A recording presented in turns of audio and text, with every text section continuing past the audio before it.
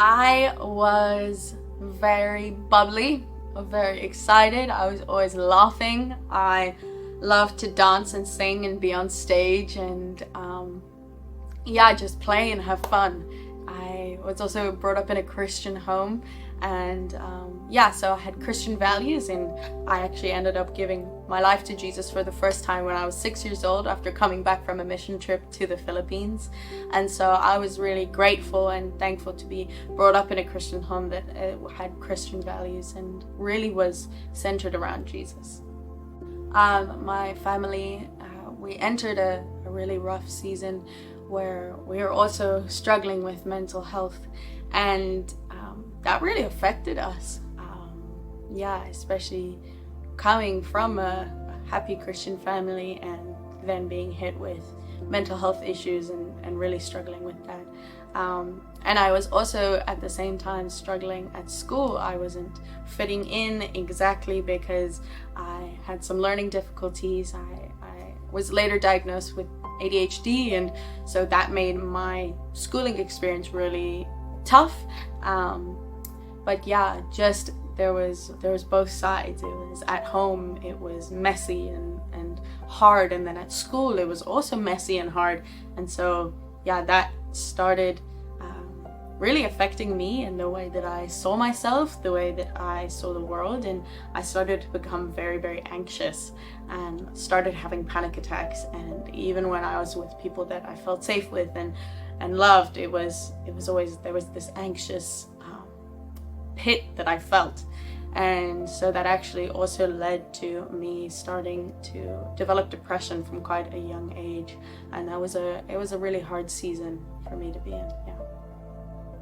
My depression absolutely developed into me really struggling with suicidal thoughts, and it even got to a point where there needed to be intervention from the Lord, and it really was Him who came and stopped me.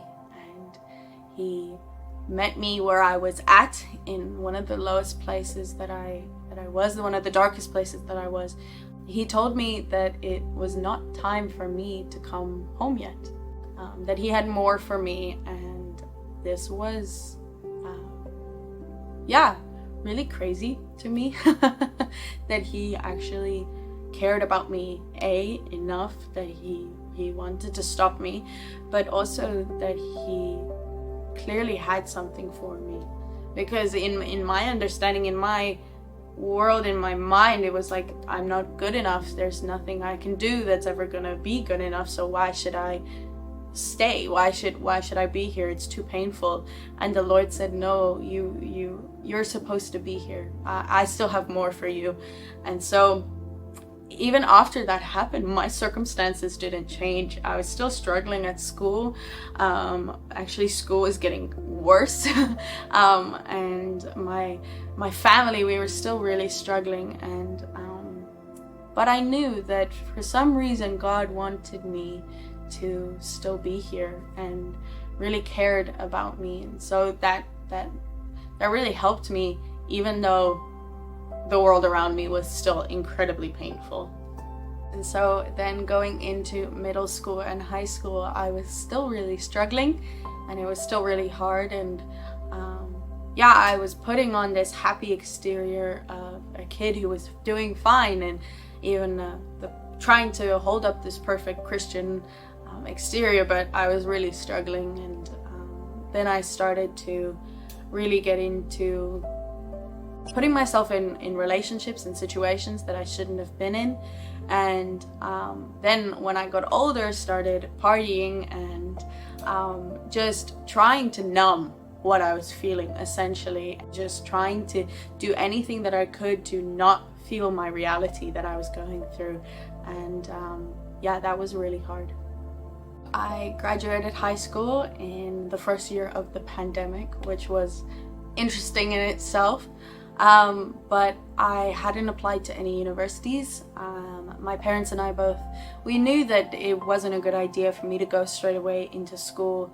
I needed a bit of a break. I really needed to heal. I really needed to meet God, and they knew that, and I didn't really know that at that point. But an opportunity came up for me to be able to go to YWAM, specifically in Switzerland, and it was one of those decisions that for me I knew that this was my kind of last reaching out to God. I was really angry with God going into it, and God met me in amazing ways, just showing me his kindness, his character, that he had been with me through every single thing that I dealt with, every high, every low, every year, all the things that I was going through, that he was there and that he wasn't letting me go through it alone. I just fully surrendered to God and said, I need you. I really, really need you.